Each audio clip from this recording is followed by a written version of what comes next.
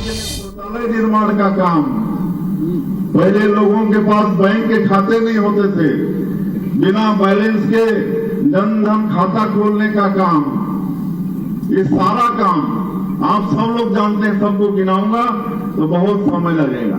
पूरा 5 साल गरीबों के लिए उन्होंने काम किया और इसका परिणाम हुआ कि अगले लोकसभा के चुनाव में देश की जनता ने उनको और ज्यादा आशीर्वाद दिया।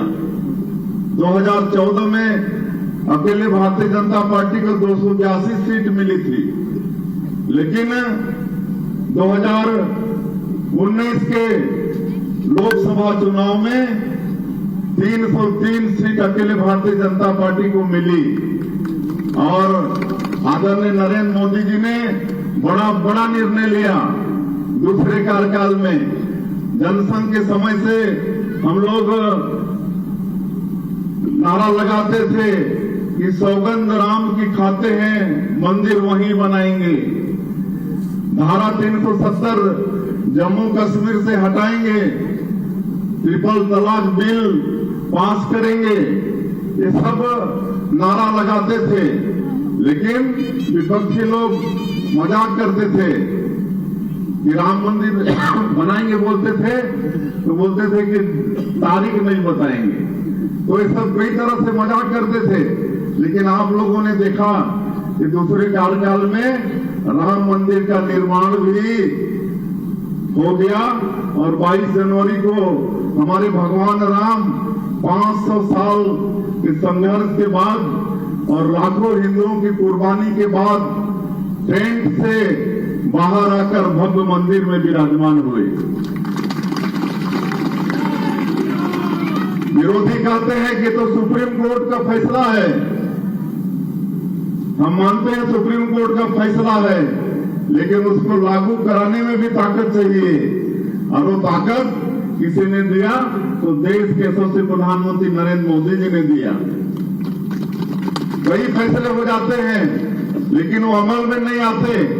लेकिन नरेंद्र मोदी जी जैसा शक्तिशाली प्रधानमंत्री के कारण ही अयोध्या में भगवान राम का मंदिर निर्माण संभव हो पाया। आज जम्मू कश्मीर से धारा 370 हट गया। विरोधी बोलते थे तो हट ही नहीं सकता, खून का रक्तपात हो जाएगा, खून बह जाएगा, खून की नदियां बह जाएगी।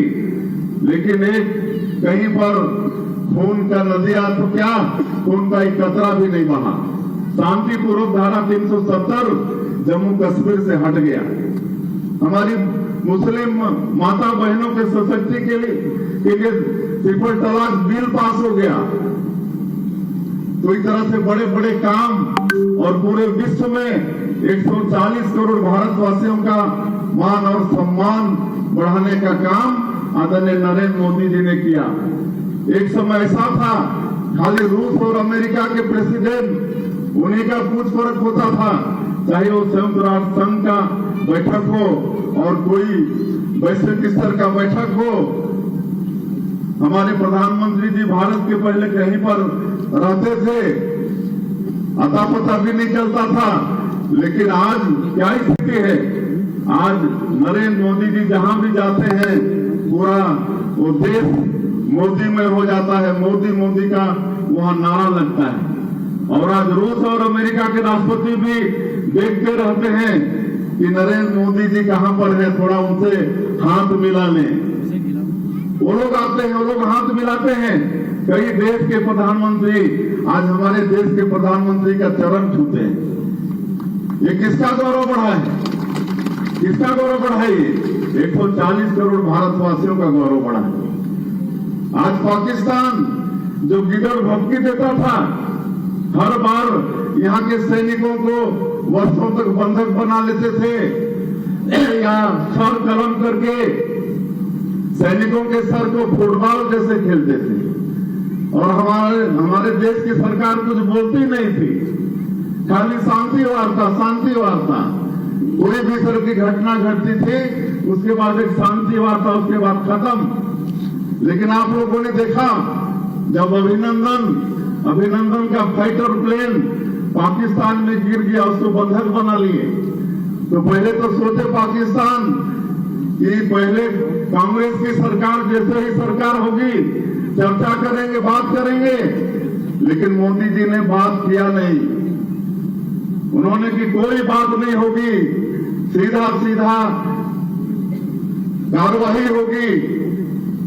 अगर आपको सही सलामती आप अपने पाकिस्तान का चाहिए तो अभिनंदन को सकुशल वापस अपने देश में वापस करो और वहां भी खातिरदारी करो, चाय नाश्ता भोजन अच्छा से कराओ। और आप लोगों ने देखा कि पाकिस्तान अभिनंदन को सौंप दिया। ये सब नरेंद्र मोदी जी के सरकार में ही संभव है, भारतीय जनता पार्टी की सरकार में ही संभव है। तो आज उस नरेंद्र मोदी जी का ही चुनाव है। आज नरेंद्र मोदी जी फिर से इस देश को विश्व गुरु बनाना चाहते हैं, सोने की चिड़िया बनाना चाहते हैं। आज अपने 10 साल के अथक परिश्रम में आर्थिक दृष्टि से जो हमारा देश 11वें स्थान पर था उसको आज 5वें नंबर पर लाके खड़ा कर दिए, 5वें नंबर पर लाके खड़ा कर दिए। और उनका संकल्प है कि आने वाला 2029 तक अगले 5 साल उनके इस तृतीय कार्यकाल में भारत को जो दुनिया का 3 जो सबसे आर्थिक रूप से शक्तिशाली देश होगा उसमें भारत का भी नंबर रहेगा। ये हमारे मोदी जी का संकल्प है। और आप सबको मालूम है कि मोदी जी जो कहते हैं उसको पूरा करके रहते हैं, उसके पीछे पड़ जाते हैं। ऐसे नरेंद्र मोदी जी का आने वाला लोकसभा का चुनाव। और इसलिए बंधुओं, आप सब लोगों से मैं आग्रह करने आया हूं कि भाई सत्यानंद राठिया हमारे प्रत्याशी हैं, ओहो राधेश्याम राठिया हमारे प्रत्याशी हैं भारतीय जनता पार्टी के, जो आज विश्व की सबसे बड़ी राजनीतिक पार्टी है। आज नरेंद्र मोदी जी के प्रत्याशी हैं भाई राधेश्याम राठिया। मैं 20 साल से आप लोगों के आशीर्वाद से रायगढ़ का सांसद रहा, तो मैं इनके घर में भी बासी खाया हूँ, भोजन किया हूँ, इनके घर में भी कई बार गया हूँ, इनको जानता हूँ। सरपंच से जन सेवा शुरू की है, सरपंच, जनपद सदस्य, जनपद का अध्यक्ष, जिला पंचायत का सदस्य और फिर एसटी मोर्चा का जिलाध्यक्ष, अभी किसान मोर्चा में है। तो लगातार मतलब जन सेवा में लगे हैं, कई वर्षों से जन सेवा में लगे हैं और कई बार ऐसे टिकट मांगते रहे विधानसभा का, लेकिन कभी धैर्य नहीं खोया इन्होंने, कभी धैर्य नहीं खोया, धैर्यवान बने रहे। और आज इसी का परिणाम हुआ कि आज विधायक से भी बड़ा आज सांसद का टिकट इनको भारतीय जनता पार्टी ने दिया है। बड़े ही सरल, मिलनसार, मृदुभाषी ये गोटिया है, अपने गांव के छर्रा टांगर के। बड़ी इनके पास खेती बाड़ी है, कितना है राधेश्याम?